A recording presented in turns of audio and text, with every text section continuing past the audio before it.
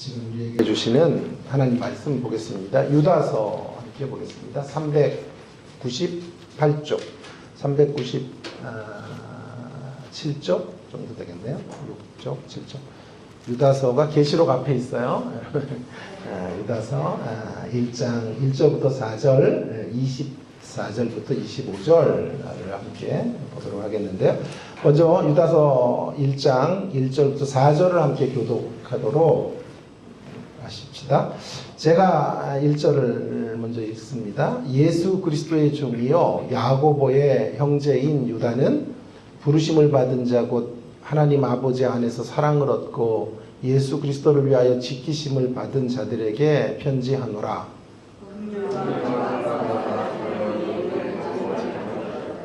사랑하는 자들아, 우리가 일반으로 받은 구원에 관하여 내가 너희에게 편지하려는 생각이 간절하던 차에 성도에게 단번에 주신 믿음의 도를 위하여 힘써 싸우라는 편지로 너희를 권하여야 할 필요를 느꼈노니 이는 가만히 돌아온 사람이었지 있으리라.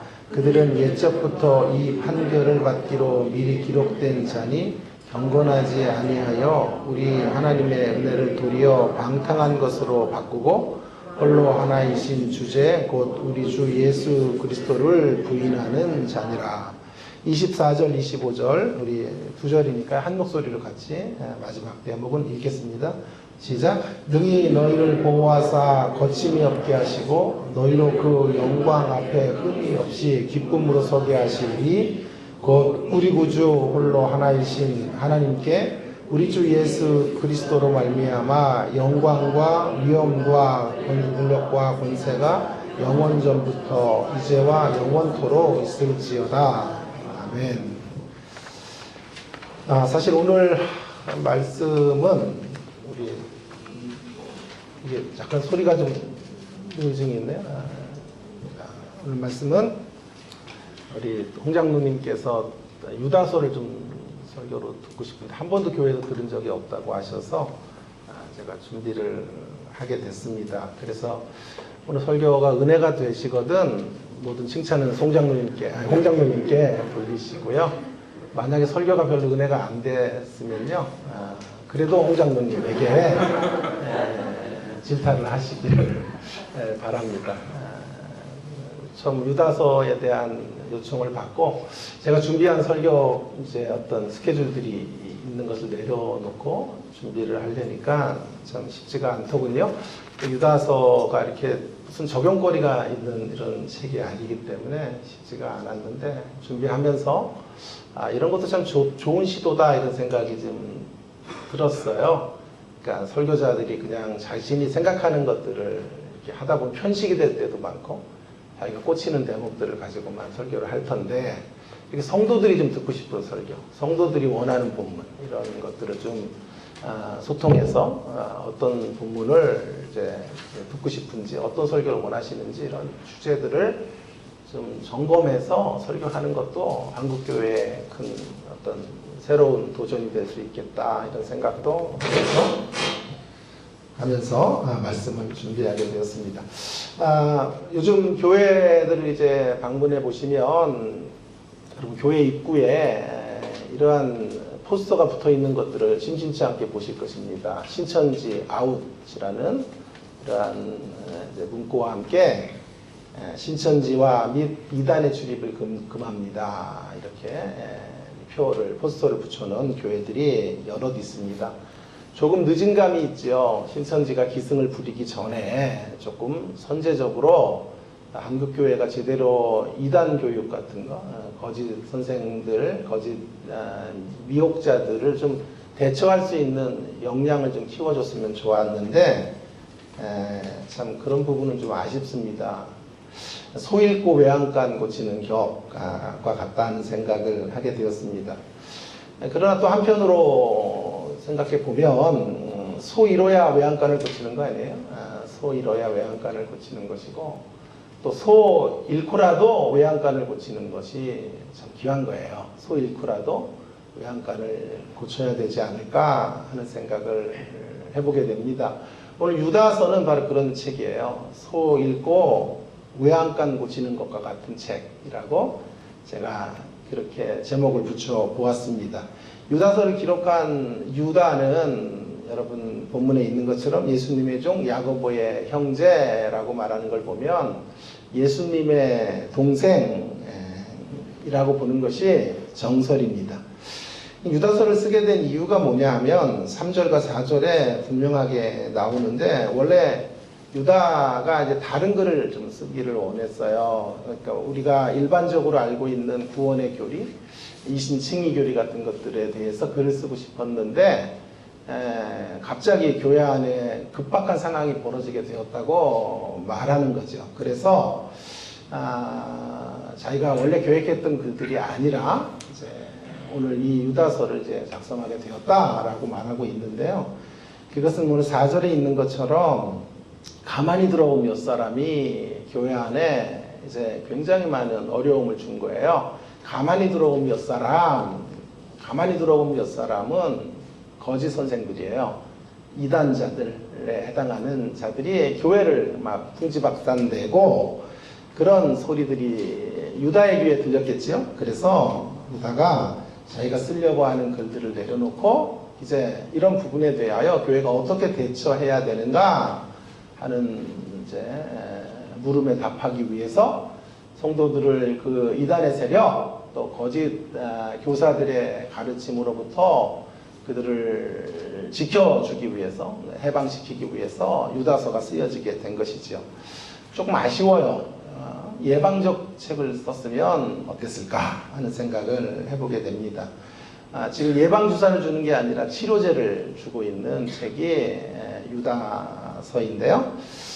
이 면에서 비판하기 좋아하는 사람들은 아마 말할지 몰라요. 소 잃고 외양간 고치기식이다 라고 질타할 수도 있을 것입니다. 다시 한번 강조하지만, 그러나 소 잃어야 외양간 고치는 거죠. 또 소 잃고라도 외양간 고치고 정신을 차리는 것은 귀한 것이다. 한국 사회를 보면서 참 소 잃고 외양간이라도 고치면 얼마나 좋을까 하는 마음들, 생각이 들 때가 정말 한두 번이 아니에요. 아프게 점검하는 일을 잘 안 해요. 소 잃었는데도 외양간 이제 고쳐서 다시 이런 일들을 재현하지 말아야 되겠다, 이런 점검이 없어요. 소 잃고라도 외양간 고치는 사회가 소망 있는 사회, 소망 있는 한국 사회가 될 것이라고 생각해요. 그런데 소 잃고 외양간 고칠 생각들은 안 하고 전부 정치적 유불리를 생각하고 그렇게 행동하는 사람들 때문에 얼마나 마음이 우리가 아픈지 모르겠어요. 그래서 제가 너무 요즘 분통이 터져서 정치를 할까 그런 생각을 살짝 하게도 되더라고요. 안 되겠죠? 네, 알겠습니다. 여러분 별 표정도 안 좋고 해서 그냥 목사만 하도록 그렇게 하겠습니다. 자, 그래서 오늘 저는 이 소 잃고 외양간 고치는 문제와 관련해서 본문을, 유다서를 그런 식으로 한번 읽어보는 시간을 가져보도록 하겠습니다. 먼저 한 두 가지 정도 나누려고 그러는데, 하나는 소 잃기 전에 외양간 고치기에 대한 이야기를 좀 먼저 해보려고 그래요. 그리고 소 잃고 외양간 고치기를 다음에 좀 하려고 하는데, 소 잃기 전에 외양간 고치기라고 하는 것이죠. 유다서가 쓰여진 정황에서는 소를 잃고 나서 교회가 많이 어려움을 겪고 이런 거짓 교사들에게 성도들이 많이 미혹되고 난 후에 이 글이 쓰여지게 된 거죠. 마치 신천지가 기승을 부리니까 한국교회에서 신천지 아웃이라는 그런 포스터를 만들고 책자를 만들어서 신천지 예방교육을 하는 것처럼 그렇게 유다서가 쓰여지게 된 거예요. 후속 조치가 유다서예요. 그러나 오늘 우리에게는 예방 조치의 책으로 유다서가 들어와야 되겠습니다. 예방하는 책. 그 당시에는, 그때에는 후속 조치의 책으로 쓰여졌지만 오늘 이 책을 읽는 우리에게는 가만히 들어온 이런 교사들, 거짓된 가르침을 이제 주장하는 사람들을 예방하는 책으로 들어와야 된다. 여러분 이 거짓 교사들이 이단들인데요. 이들을 선제적으로 우리가 좀 물리칠 수 있는 어떤 면역력을 좀 갖는 것, 이것이 굉장히 중요해요. 먼저 그들이 이단이라고 하는 것, 이런 것들에 대한 생각을 좀 해야 돼요. 우린 일단이고 그들은 이단인데, 일단과 이단은, 이단이라는 말이 끝이 다르다 이런 뜻이거든요. 끝이 다른 것인데 거의 다 똑같아요. 비스무리하죠. 조금 다른데 끝에 가서 달라지는 거예요. 끝에 가서 달라지고 끝내 다른 길을 만들어내는 존재들을 이단, 그들을 오늘 본문은 가만히 들어온 자들이라고 말하고 있어요. 이게 의미심장해요. 근데 이들은 가만히 들어와요. 몰래 들어와서 그들의 계획을 따라서 성도들을 미혹하죠. 왜 몰래 들어올까요? 몰래 들어오는 이유는, 이단은 이 거짓 선생들의 특징은 빼앗는 자예요. 빼앗는 자. 우리에게 있어서 소중한 것들을 빼앗는 존재라는 것이에요. 그렇다면 선제적으로 우리가 예방해야 될 길은 뭐냐 하면, 예방으로 나가려면, 소 잃기 전에 외양간 고치려면 우리가 이걸 붙잡으면 되겠어요. 빼앗겨서는 안 되는 것들을 꽉 우리가 붙들고 있으면 되는 거예요. 빼앗겨서는 안 돼. 이단의 세력은 빼앗는 자들이거든요. 우리에게 있는 중요한 것들, 소중한 가치들을 빼앗는 존재들이니까, 몰래 들어와서 우리의 것을 앗아가는 존재니까, 우리가 소 잃기 전에 외양간을 고치는 자세는 우리에게 뭐가 있나 하는 것들을 다시 한번 점검하는 거예요. 우리에게 있는 소중한 것을 붙잡는 것. 그것이 소 잃기 전에 외양간을 고치는 중요한 자세, 신앙의 모습이라고 할 수 있을 것입니다.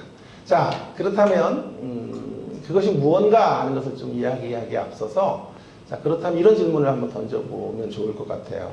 왜 유다로 하여금 글을 쓰게 하실 때 왜 선제적인 처방으로 글이 되도록 하시지 않았을까 하는 질문이 좀 생기잖아요. 우리에게는 선제적 메시지로 이제 우리가 적용할 수 있겠지만, 그 당시 이 글이 쓰여졌던 당시에 사람들에게는 후속 조치였단 말이에요. 그래서 좀 한 발 일찍 주님이 이 글을 쓰게 했더라면 어땠을까, 이런 질문을 계속 제가 던지면서 유다서를 이제 묵상하고 또 곱씹게 되었는데요. 왜 예방적 차원의 글이 되지 않도록 하셨을까 하는 거죠. 자도 늦은 감이 있다라고 하는 거죠.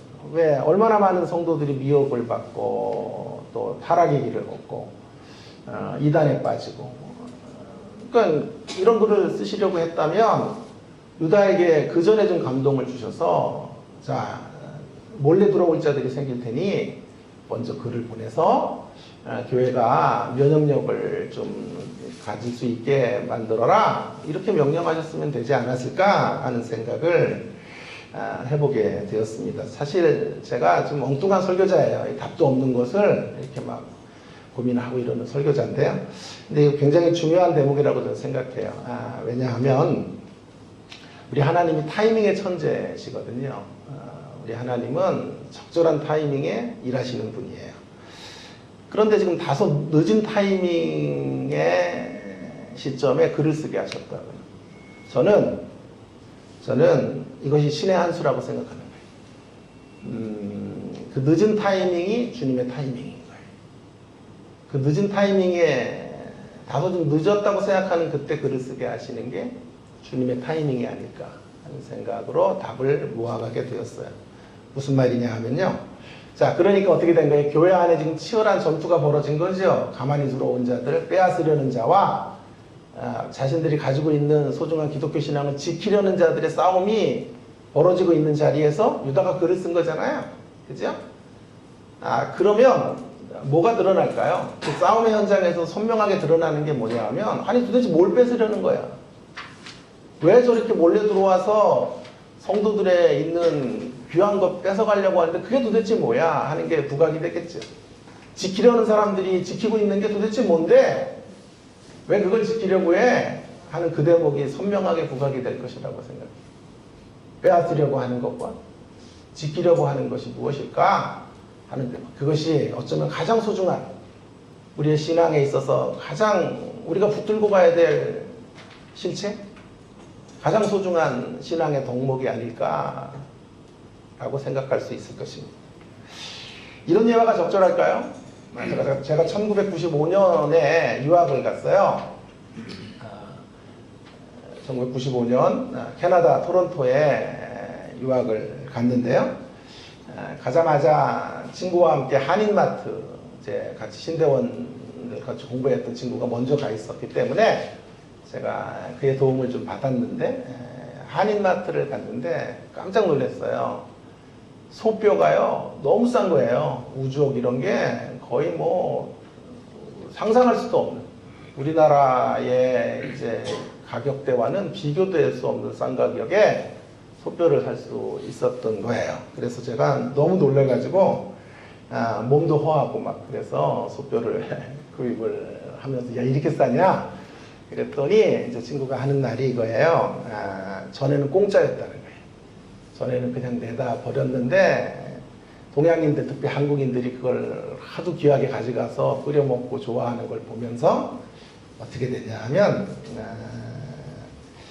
뭐길래 저렇게 귀하게 가져가? 그래서 가격을 내기 시작했다는 거예요. 그래서 한인마트에 들어올 때 몇 불씩 몇 불씩, 지금은 이제 가격이 또 굉장히 올라서 제가 너무 싸가지고요, 한국에 잠시 들어올 때 또 소뼈를 또 엄청 사가지고 막 패킹을 하고 또 패킹을 해가지고 부모님 댁에 가져다 드렸던 그런 추억도 있어요. 그때는 검열이 그렇게 심하지가 않았을 때였거든요. 그러니까 상대가 귀하게 여기니까 그게 왜 귀한 건데? 라고 하면서 값이 매겨지는 거지.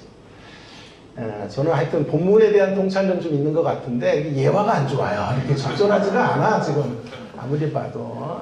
그래도 할 수 없어요. 제가 이렇게밖에는 생각할 수 있는 예화가 없어요. 그래서 부각이 되는 거죠.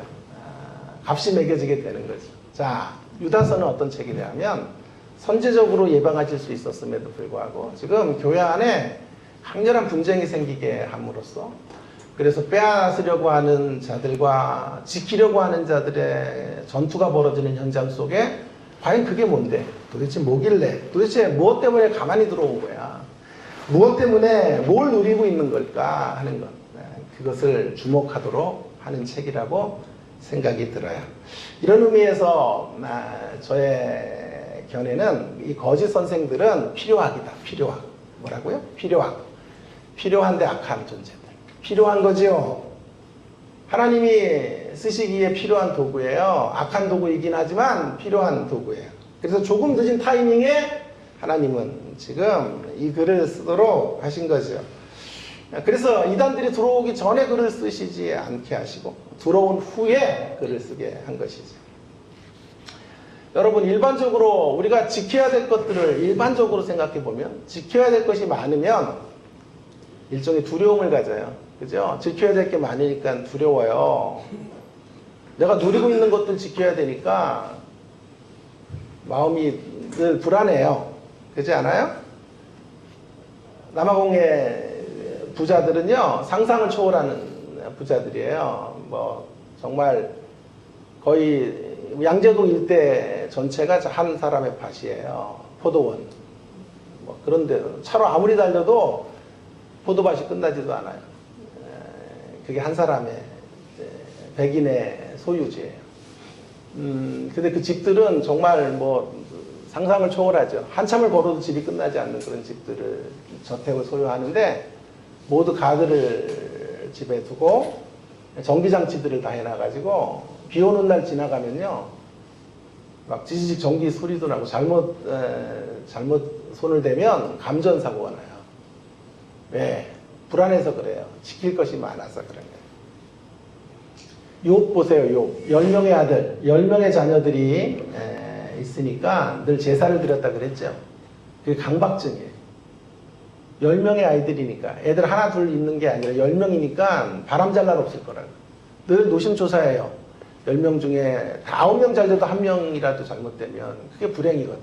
그러니 그게 강박증이 돼서 예배 노이로제를 드리기가 되고 제사 노이로제에 빠지게 된 사람이 욥이라고 제가 말씀을 드렸어요. 그렇게 일반적으로 우리가 가지고 있는 것들이 많으면 두려워요. 그러나 우리가 가지고 있는 것, 그것은 우리가 가지고 있는 것, 오늘 본문에서 말하는 우리가 가지고 있는 그것은 가지고 있기 때문에 두려운 게 아니라 가지고 있기 때문에 담대하게 우리를 만들어주는 그것이에요. 어떤 어려움 속에서도 그 어려움을 뚫고 나갈 수 있게 하는 그것을 악의 세력은 뺏으려고 하고 우리는 지켜야 되는 거예요. 그게 뭘까요? 3절에 있죠. 오늘 보면 3절 말씀에 그것이 바로 성도들에게 단번에 주신 믿음의 도라고 말하고 있는 거예요. 성도들에게 단번에 주신 믿음, 단번에 허락해 주신 믿음의 도를 힘써 지켜라, 싸우라. 믿음의 도를 위하여 힘써 싸워야 된다라고 지금 설파하고 있는 거죠. 우리가 지켜야 될 것이 이거예요. 가만히 들어온 자들이 이렇게 강력하게 도전한다는 말은 그만큼 탐내하는 거거든요. 그거 뺏으면 성도는 무너지는 거죠. 존재가 와르르 추락하는 그 대목이 뭐냐 하면 예수 그리스도가 단번에 사역을 통해 우리에게 주신 믿음이라고 하는 거예요. 믿음이 빠져나가면, 저와 여러분의 인생에서 믿음이 빠져나가면, 단번에 주신 믿음을 놓치고 살아가면 모든 걸 잃는 거예요. 모든 걸 잃는 거예요. 빼앗으려는 자, 뭘 뺏길래, 뭐가 탐나서 이렇게 들어와서 공격하는 거지? 보았더니 믿음을 뺏으려고 하는 거예요. 하나님이 선물로 주신 그 믿음을 빼앗으려고 하는 거죠. 그래서 결국 이들은 필요하게 해요.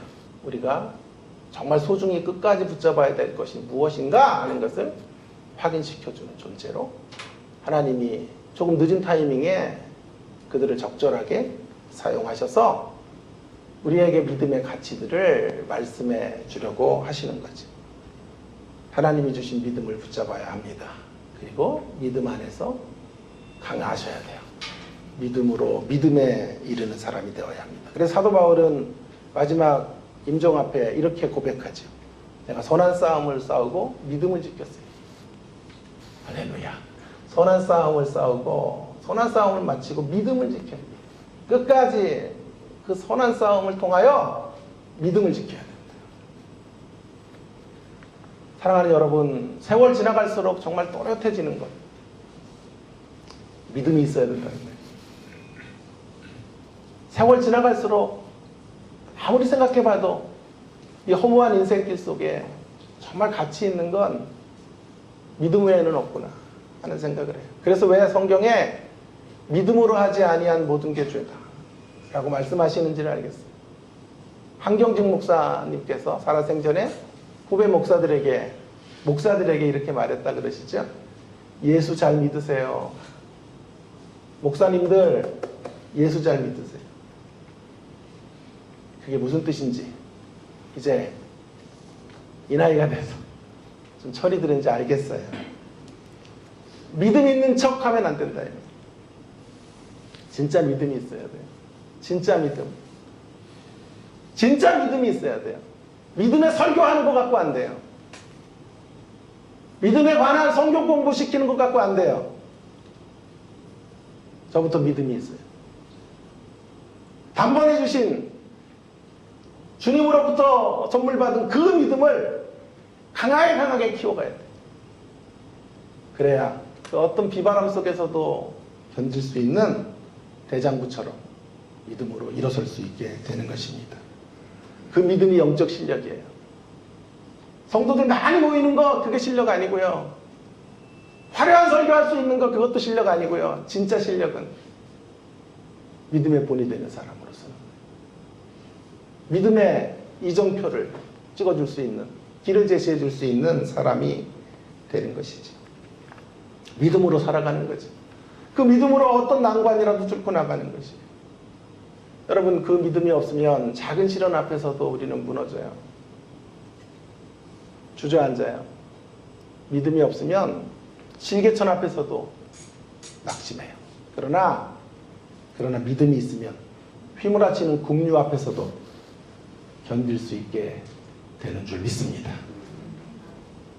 이것이 바로 악의 세력들이 잠입해 들어와서 빼앗으려고 하는 것. 그래서 그것에 대한 처방으로 단번해 주신 믿음을 끝까지 붙들고 나아가기를 위해 싸워라. 유다서가 그래서 쓰여지게 된 것이죠. 몇 주 전에 영웅이라고 하는 영화를 보았습니다. 뮤지컬 가지고 영화를 만드는 안중근 의사에 대한 이야기입니다. 이토 히로부미를 죽이는 거사를 추진하고 사형수가 되었죠. 죽어가는 과정에서 뮤지컬 노래로 이런 노래를 불러요. 지금도 제 귓전에 생생히 살아있는데요. 조국이 나에게 무엇인가? 조국이 나에게 무엇인가? 안중근은 이 조국이라고 하는 거대 담론, 이 거대 담론을 붙잡고 그 거대 담론 앞에 그 거대 담론을 온전히 성취하기 위하여 그는 사랑하는 너무도 보고 싶었던 어머님, 아내 그리고 두 아들과 함께 살아가는 안락한 삶을 거절합니다. 더 나아가 자기의 목숨까지도 거절해요. 대한민국의 해방과 자유, 이 가치가 가족보다 소중함, 자신의 생명보다 귀한 것이었습니다. 어떤 대가를 지불하고라도 대한민국의 해방을 만들어가고 평화를 만들어야 한다. 그는 죽음 앞에서도 흔들리지 않아요. 담대하게 독실한 카톨릭 신자였던 안중근은 담대하게 의연하게 이 거대 담론을 붙잡고 자신의 길을 묵묵히 걸어가요. 추워의 흔들림도 없어요. 죽음 앞에서도 의연해요. 그때 나이가 30살이에요. 지금 저보다 10살 어리죠. 믿거나 말거나. 계산들이 안 되는 모양이에요. 30살하고 10살 이렇게 되면. 영화를 보고 나오면서 저에게 제가 던졌던 질문이 이거예요. 나에게 하나님 나라는 무엇인가? 라는 질문이에요. 나에게 하나님의 나라는 무엇인가? 나는 하나님 나라의 가치를 위해 당당할 수 있는가? 하나님 나라의 가치를 구현하기 위하여 믿음의 삶을 대장부처럼 살아갈 수 있나?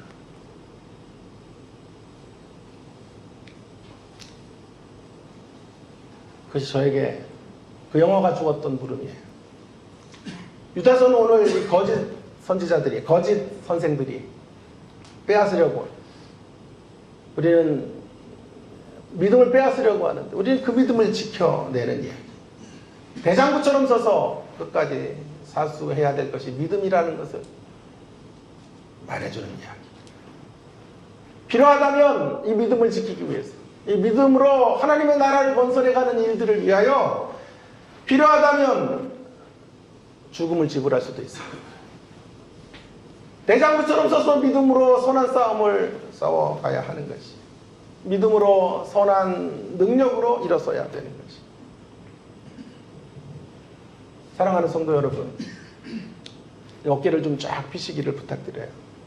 아무리 힘들어도 우리 안중근처럼 사형수로 죽게 되는 인생은 아니잖아요. 아무리 어려워도 우리의 믿음의 선배들처럼 순교의 길을 주님 우리에게 부탁하시지는 않지 않습니까? 주님 우리에게 고작 요구하시는 건 작은 불편함이죠. 사소한 감정들 믿음으로 이기면 되는 거예요. 믿음으로 조금의 불이익 같은 거 견뎌내면 되는 것 아닙니까? 믿음으로 사소한 억울함 이런 거 넘어서면 되는 거예요. 여러분, 안중근이 그토록 갈망했던, 보고 싶었던 어머니, 가족들 우리 옆에 있지 않아요? 그들을 맨날 만날 수 있는 그래 사랑할 수 있는 이러한 호사를 우리가 누리지 않습니다. 그렇게 본다면 의기소침할 이유가 하나도 사실 없어요. 힘들어서 포기할 일들은 없습니다. 단번에 주신 믿음으로 일어서시는 우리가 되십시다. 2022년 말미에 아주 유명해진 말이 있죠. 중꺾마. 중꺾마. 모르세요?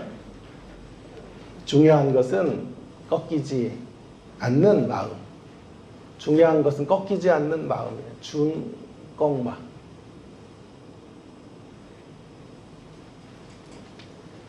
그럼 제가 복대를 찼어요. 어깨를 펴야 되기 때문에 몸이 안 좋아가지고 복대를 늘 차고 다니는데요.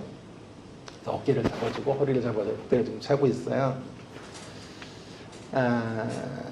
이것을 제가 찰 때마다 오늘 아침에도 거울을 보고 어깨와 허리를 조여매는 복대를 찰 때마다 제가 이렇게 외쳐요. 더 당당하게 살아야 돼, 우재야. 여러분, 우리에게 믿음이 있기 때문에 당당하셔야 돼요. 힘있게 그 믿음을 가지고 헤쳐나가셔야 돼요. 설교를 준비하면서 제 마음속에 계속 울려 퍼졌던 찬송은 조금 있다가 부르게 될 357장의 후렴구가 너무 좋아요. 믿음이 이기네. 믿음이 이기네. 주 예수를 믿음이 온 세상 이기네.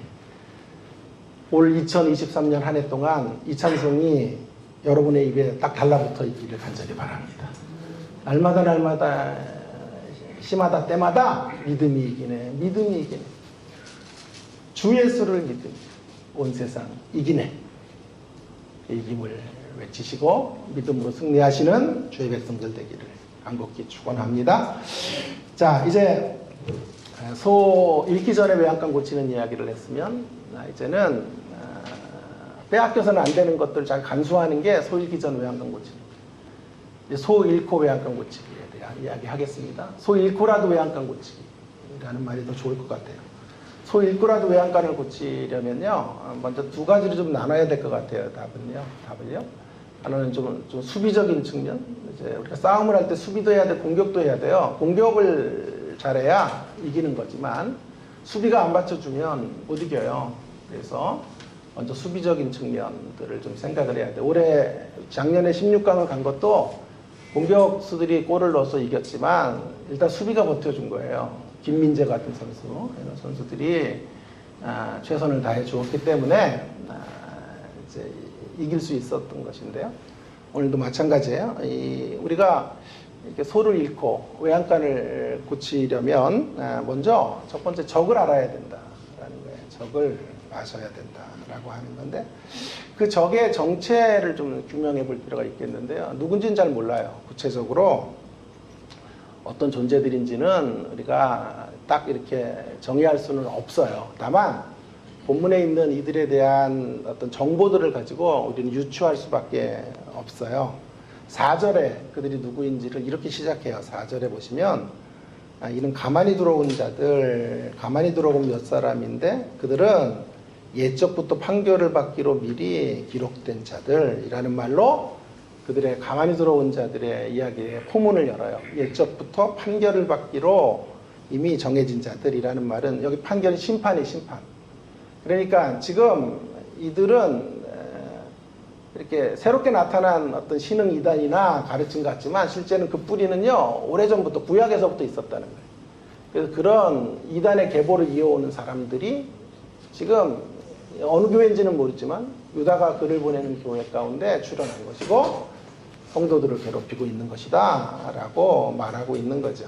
자, 그래서 이런 존재들이 그럼 구체적으로 무언가 하는 것을 제가 생각하면서 333의 설명으로 이들의 정체를 좀 말해보려고 그래요. 첫 번째 3, 두 번째 3, 세 번째 3 이렇게 좀 나누어서 그럼 좀 이해하기가 좋을 것 같아서 고민을 많이 했어요. 어떻게 쉽게 좀 전할 수 있을까. 먼저 첫 번째 3은요.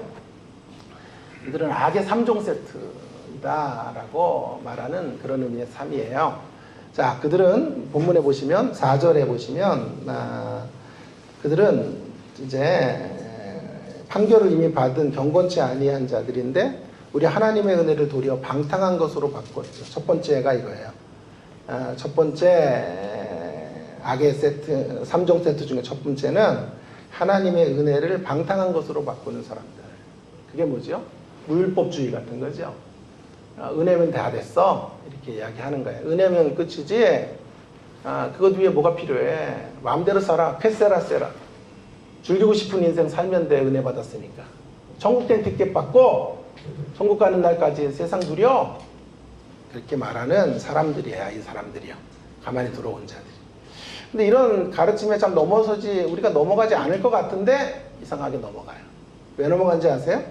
8절에 답이 있는데 8절에 두 번째, 그래서 악의 3종 세트 가운데 두 번째 이들의 모습이 나타나는데 8절에 그러한데 꿈꾸는 이 사람들, 꿈꾸는 자들이에요. 꿈꾸는 자들. 꿈꾸는 자들이라는 게 뭘까요? 직통 게시파란 말이에요. 그러니까 이들은 어떤 모습을 갖냐면 율법 폐기론자들의 모습을 띠고 있는데 그걸로 사람들을 미혹해요. 근데 왜 이게 먹히냐 하면 신비한 것들을 자꾸 얘기해요. 신비주의. 뭐 환상 봤다고 얘기하고 하나님 나에게 음성 주셨다 그러고 거품 물게 하고 쓰러뜨리고 입신하고 꿈꿨다고 얘기하는 자들이에요. 그래서 먹히는 거예요. 이 신비한 세계를 딱 제시하면 우리가 불안하잖아요. 불안한 가운데 하나님의 직통 게시파들이 하나님의 뜻을 말해주니까 거기에 혹하여 넘어지게 되는 거예요. 그리고 그 결과는 뭐냐면 육체를 더럽히는 거예요. 육체를 더럽히고 권위를 업신여기고 영광을 비방하니까 음행과 방탕의 길. 이게 3종 세트인 거예요. 첫 번째 삶은 이거예요. 율법주의, 직통계시, 음행이라는 세 가지 3종 세트로 묶여있는 자들이 가만히 들어온 자들이에요. 두 번째 삶은요. 이들은 역사적으로 이와 비슷한 어떤 심판을 받았던 모습으로 이들은 심판받아 마땅한 자들이라는 것을 세 가지로 이야기하고 있어요. 5절부터 7절에 보시면 먼저 그 역사적으로 심판받았던 첫 번째 선례는 옛적부터 이제 심판을 받았던 이제 케이스들을 이야기하면서 출애굽을 했으나 불신앙으로 심판받은 사람들과 같은 이들이라는 이야기를 하고 싶고, 두 번째 6절에서는 창세기 6장을 중심으로 천사들이 타락하여 사람의 딸을 취하여 심판을 받은 사건으로 이야기를 하고요. 세 번째 7절에서는 소돔과 고무라 사람들의 심판 사건, 이 세 가지 심판을 통하여 이들의 존재가 심판받아 마땅한 자들이다 라고 하는 것을 말해주고 있어요. 이게 두 번째 삶이에요. 마지막 삶은 오늘 11절에 나와요. 11절. 마지막 삶은 그들이 어떤 길을 가고 있는지에 대해서 이야기하는 삶인데 11절에 보면 가인의 길, 발람의 길, 고라의 폐역의 길을 걷는 자들이에요. 이렇게 해서 3, 3, 3. 이해가 되세요? 정리가 되세요? 이 가만히 들어온 자들의 첫 번째 삶은 악의 3종 세트를 가지고 있는 자들. 두 번째 삶은 역사적으로 그들은 세 번의 패망의 선례 가운데 그 삶을 이어오는 자들. 그런 운명을 이어가는 심판받아 마땅한 자들.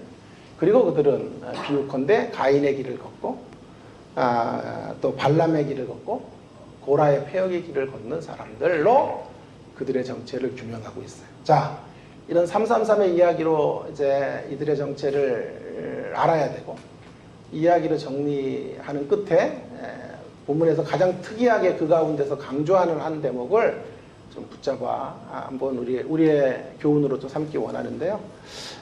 이들은 한마디로 말하면 6절에 다시 돌아오시면 이들은 어떤 자들이냐 하면 결국 자기 지위를 지키지 아니하고 자기 처소를 떠난 자들이에요. 자기 지위를 지키지 않았고 이게 가장 두드러진 특징이에요. 이 가만히 들어온 자들의 가장 큰 특징은 333의 설명과 함께 자기 지위를 지키지 않은 자들, 자기 본분을 망각한 자들이라고 성경이 말해요.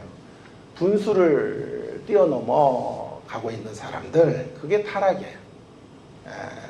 이 대목에서 이들은 우리와 다른 존재들이 아니다라는 것을 알게 되죠.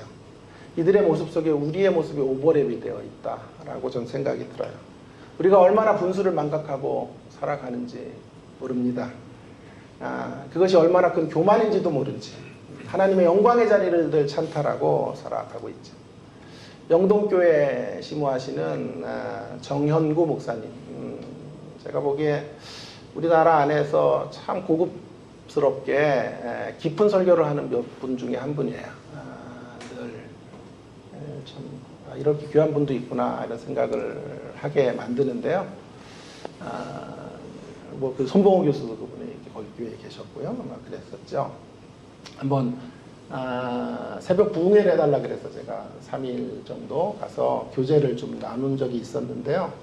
그분이 한 권의 책을 저에게 이제 선물로 주셔서 제가 재밌게 읽었는데요.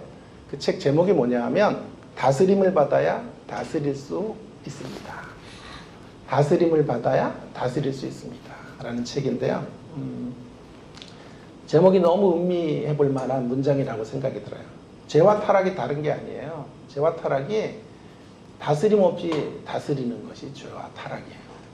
다스림을 받아야 되거든요. 하나님의 다스림을 받은 자로 다스리는 거예요. 가장이 먼저 하나님의 다스림을 받아야 돼요. 그리고 가정을 다스리는 사람, 이 가장일 텐데 하나님의 다스림을 받지 않은 채 다스리려고 하니까 가족 구성원들이 행복하지 않은 거예요. 그것이 바로 아담의 범죄이죠. 선악과를 왜 따먹어요?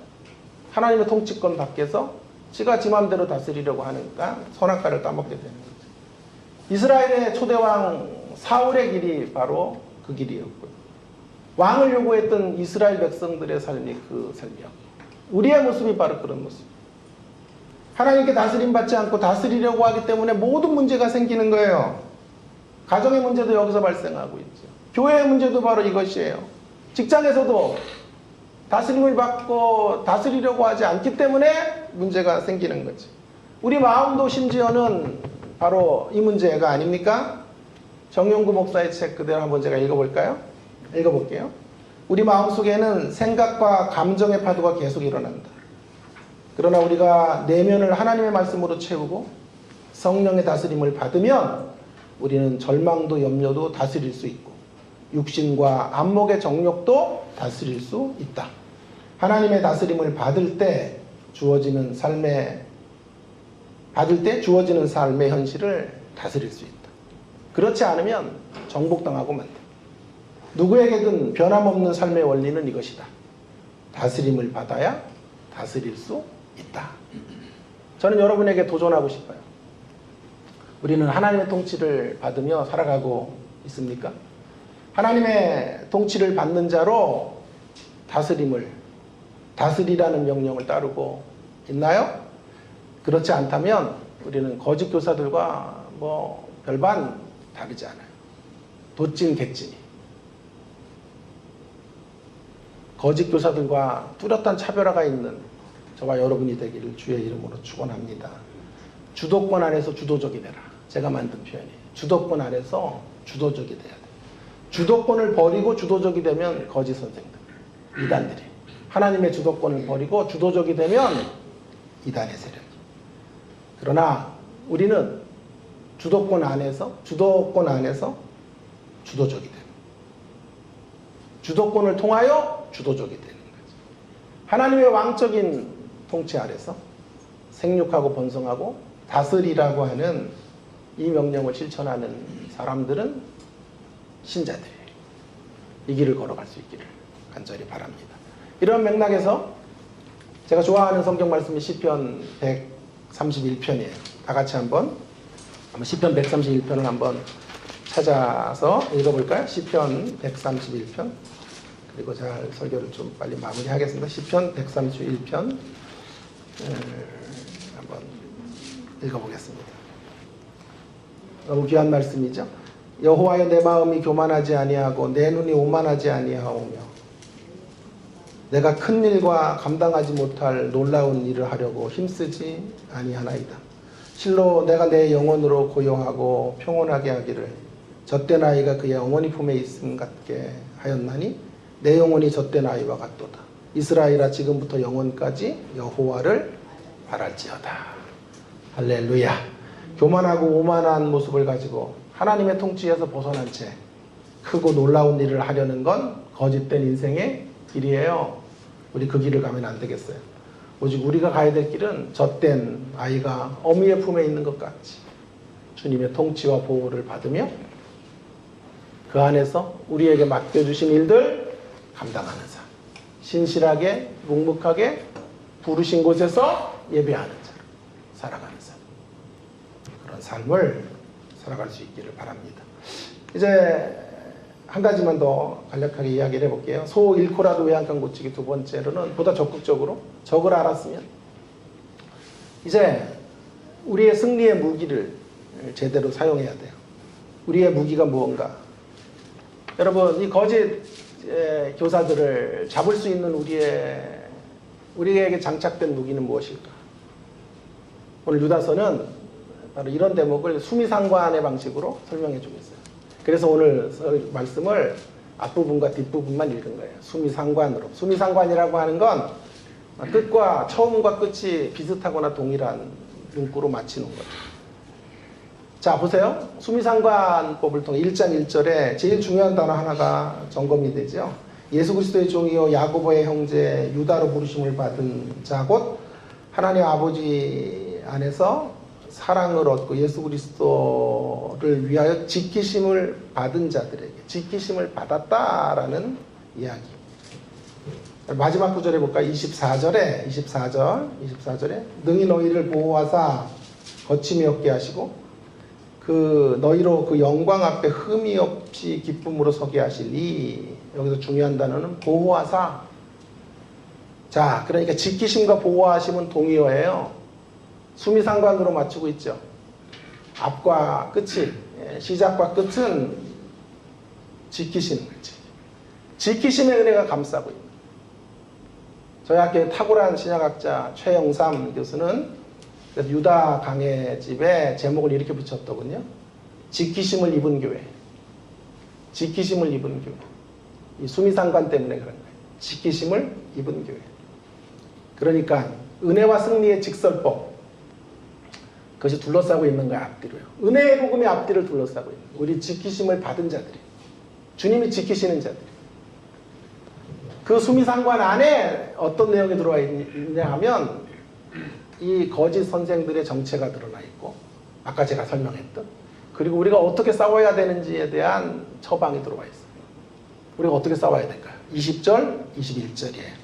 20절과 21절을 한번 보겠습니다. 함께 같이 읽어볼게요. 20절, 21절. 우리가 어떻게 악의 세력들과 싸워야 하는지 이 수미상관의 구조 안에서 어떻게 싸워야 하는지를 선명하게 말해주고 있죠. 한번 같이 읽어보겠습니다. 시작. 사랑하는 자들아 너희는 너희의 지극히 거룩한 믿음 위에 자신을 세우며 성령으로 기도하며 하나님의 사랑 안에서 자신을 지키며 영생에 이르도록 우리 주 예수 그리스도의 국류를 기다리라. 할렐루야. 여기서 중요한 말은 하나님의 사랑 안에서 자신을 지키며, 그러니까 무엇입니까? 종합하면 악의 세력들 가운데 그들을 이기기 위한 무기는 무엇입니까? 하나님의 지켜주심의 은혜 안에서 지키는 거예요. 하나님의 지켜주심 안에서 우리가 지켜나가는 것, 그것을 통해서 가만히 들어온 거짓된 세력들을 물리쳐야 돼요. 무엇을 지키냐고요? 무엇을 지킨다 그랬죠? 3절에서 다시 20절에서 말하고 있잖아요. 뭘 지켜요? 뭘 지켜요? 단번에 주신 믿음. 그 단번에 주신 믿음. 그 믿음이 20절에는 뭐라고 되어 있어요? 지극히 거룩한 믿음. 단번에 주신 믿음. 지극히 거룩한 그 믿음을 지킬 수 있도록 주님이 보호해 주세요.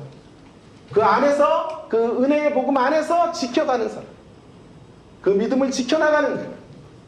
여러분, 은혜의 직설법만 있고 행함의 명령법이 없으면요, 무율법주의로 가는 거예요. 은혜로 다 됐어. 그리고 행동이 없으니까 무율법주의로 가는 거예요. 행함의 명령법만 있고 은혜의 직설법이 없으면 율법주의로 가는 거예요. 은혜가 없이 이것저것 해야 돼 그러면 율법주의로 가는 거예요. 그러니 여러분, 우리가 균형과 조화를 이루어야 되는 게 얼마나 중요한지 몰라요. 우리의 신앙에 있어서 이 두 가지 중에 하나도 버리면 안 돼요. 전제는 하나님의 은혜의 복음이에요. 은혜의 직설법이에요. 그분이 은혜를 통해 승리하신 이야기, 우리를 지켜주심의 이야기 속에 이제 우리가 분투하셔야 돼요. 이겨야 돼요. 싸워내셔야 되죠. 은혜 안에 강한 자가 돼야 돼요. 이 영적 무기를, 이 믿음을 말씀의 검으로 가지시고 어떤 악의 세력이라도 초계처럼 부수게 되는 저와 여러분이 되기를 주의 이름으로 축원합니다. 말씀을 마치겠습니다. 소 잃기 전에 외양간 고치십시다. 소 잃기 전에 고쳐야 돼요. 그렇지 않으면 소 잃고라도 외양간 고치십시다. 우리가 고쳐야 될 외양간이 뭡니까? 우리가 고쳐야 될 외양간 뭐죠? 믿음을 점검하는 거예요. 믿음이라는 외양간 고쳐야 돼요.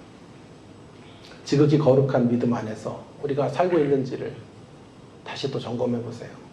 날마다 여러분의 믿음의 근력을 단단하게 만들어가고 계신지를 한번 체크해 보세요. 믿음이 커져가고 있나요? 다시 강조합니다. 세월 지나갈수록 더욱 정말 또렷해지고 선명해지는 건 믿음이에요. 믿음 외에는 없어요. 강력한 믿음으로 사는 것밖에는 답이 없어요. 그 믿음의 길, 지극히 거룩한 믿음 위에서 나를 세워내는 일이 거짓 선생들을 이기는 예방법이자 퇴치법인 줄 믿습니다.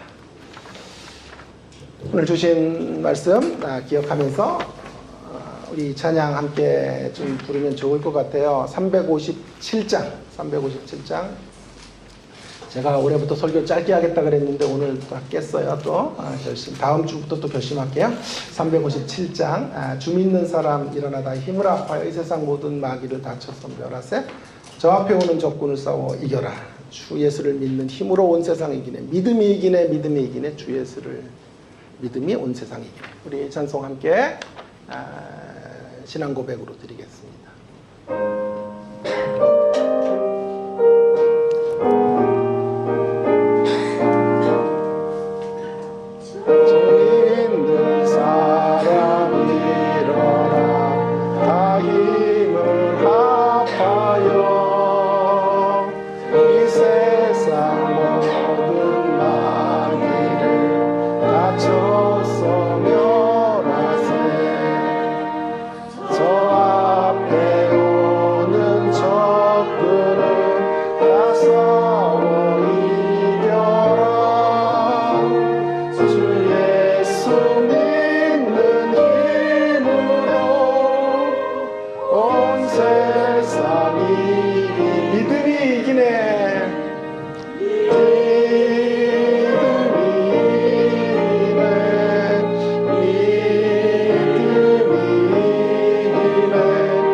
주